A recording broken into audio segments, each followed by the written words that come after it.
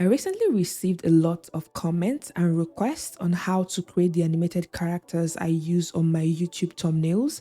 So today I'll be showing you how with Midjourney version 5.1 as well as some cool new features that were recently released. So let's dive right in. So once we come into Midjourney, the first thing we're going to do is to create our own private server. So by the left, you come to this add button and say add a server, and then choose create my own, select for me and my friends, and I'm going to change the name to animation server,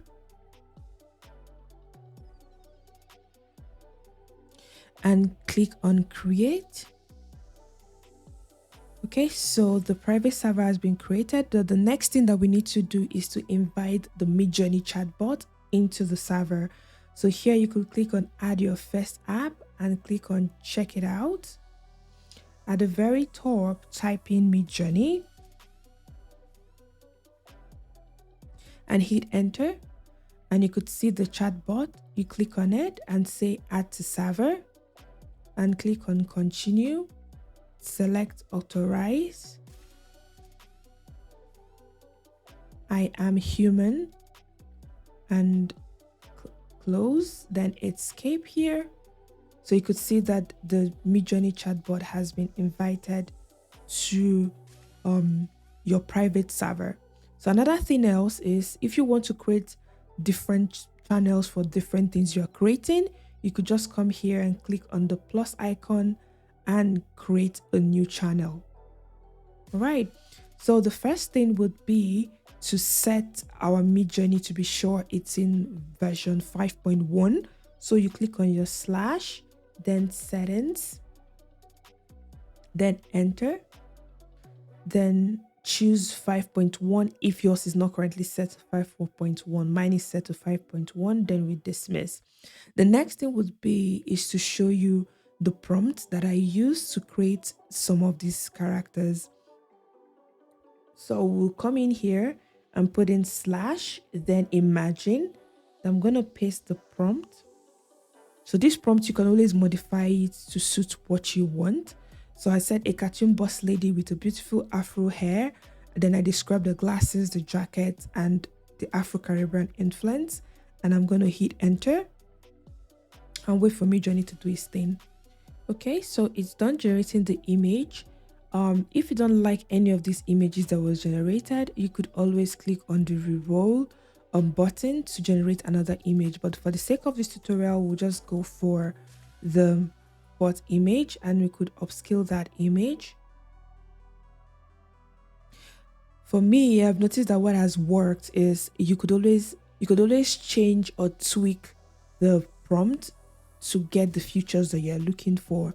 And for example, if you like this, you could always use variations to generate additional 4. That way it could give you a more refined image based off of what you're looking for.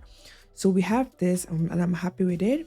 The next prompt that I will show you is just something a little bit different, not necessarily a black lady with an afro hair. So if I want to create another character, I could modify it. So let me show you. So we use the imagine prompt and then paste. So this time around, the lady has to have a red hair, glasses, and a red jacket as well. It's Afro-Caribbean influence, but it has to be a different lady. So let's just put in enter and wait for Midjourney to generate that character for us. Okay, so it's done generating the images. These look really stunning. As you can see, this looks almost realistic. This is so cool. And this one as well. I like the red hair. For the sake of the video, we could just upscale the fourth one and upscale the first one. You see how distinct the images look like and how clear it is. This looks nice. Let's see the other one. This looks really cool. Yeah, so this is how I generate these images. But another thing I will have to show would be if you want to have these animations look a certain way, for instance, like anime, or have that style, there's a feature that Midjourney launched called the Niji Mode. So let me just show you. For Niji, it gives you different options to have like a default Niji, or you could make it cute, or you could make it expressive or scenic. Let's just try 2 of these and see how it affects how the characters are being generated. So we'll go back to the Discord server. I'm going to change this. So you click on settings, and we're going to change to Niji. So here you could see Niji version 5. We could change to that and then dismiss. We're going to copy the same prompt, but we're going to modify some things there. So copy, then imagine, then paste. So this time around, we're going to change this to expressive. So we could click on the double dash, then style, then space, then expressive, then space, and we hit enter. Okay, so it's done. So you could see how these characters look so entirely different. They seem to have a bit of personality because we used the style expressive. You could see how their faces look like. So if you're looking for this type of animation, or you're going for this aesthetics, you could use the Niji Mode style expressive. So let's try the style scenic and see what it does. So we'll put in imagine, paste the prompt, then we change the expressive to scenic. Okay, so as you could see, just ignore this, it looks weird, but you could see it has almost like an anime kind of feel to it when you're looking at these animations. This you could always re-roll if you don't like any of these images, but let's upscale this just to see how it looks up close. Yeah, so if you're going for this aesthetics, you could use the Niji Mode style scenic, and it could give you this type of aesthetics.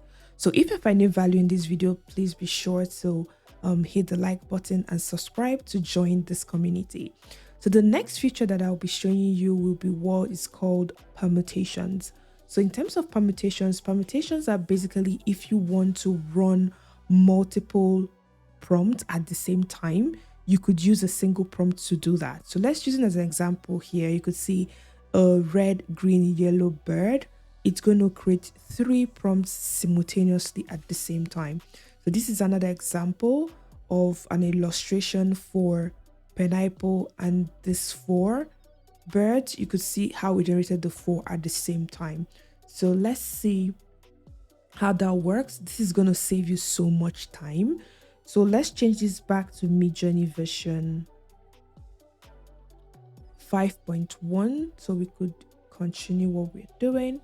So for this specific prompt, what I'll be doing is I want to compare the characters I'm creating in Midjourney version 5 and in Midjourney version 5.1, and I'm going to make the style raw. Now, what is going to help with the permutation is the curly brackets. So the curly brackets is going to tell the Midjourney chatbot that you want to make more permutations for version 5 and version 5.1 because you want to compare. So once you do that, you hit enter. This is going to come up and it's going to say, are you sure you want to imagine 2 prompts from your template? So it has stored this as a template. You could say yes, or you could make edits as you choose. Then we could choose yes. So the good thing that it starts generating those images, 2 of them at the same time, that's simultaneously, which is really, really cool. So you could see the 2 being generated at the same time. So you could use this permutation if you're trying to compare multiple things or multiple images, or you want to generate images with different features so you could compare. So you could use that to generate at the same time. Okay, so let's compare. So this is version 5.1 raw and this is just version 5. So let's see. Some of them look not bad. This looks good for what we want. Then let's look at this. I think in this situation, version 5 did like a way better job in defining the character that we have given it. Okay, so that is how to use permutation to generate multiple images at the same time. So the last feature that I'll be showing you would be describe. So describe is used to ask Midjourney to describe an image or give you the prompt that could use to describe that image, so you could generate your own image. So what we will do is click on slash, then choose describe. It's going to give you a box so you could upload that image. So we could click on this. So let me use a picture that I have, and I would open. Then once you do that, hit enter.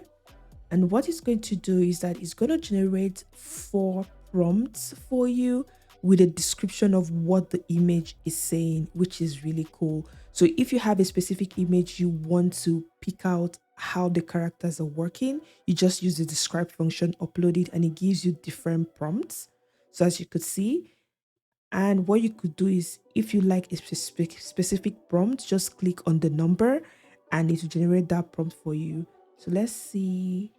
Let's click on the 4th one and choose submit. If you don't like any of this prompt that was being generated, what you could always do is click on the reroll, and it generates another set of detailed prompts which you could choose to execute. Okay, so this is done. This looks really cool. So let's just upscale the 3rd one. Just upscale it.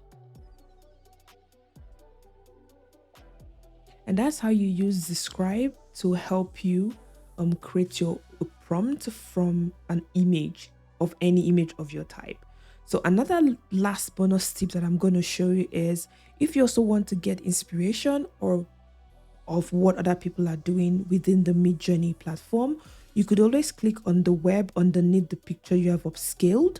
You click on web, it's going to open the web, the Midjourney website, and it's going to show you different inspirations based on the image that you have created. At the very bottom here, you could see similar ones, and when you hover around it, you could see the prompts that is being used. You could take the prompt and modify the prompt till you get what you are looking for.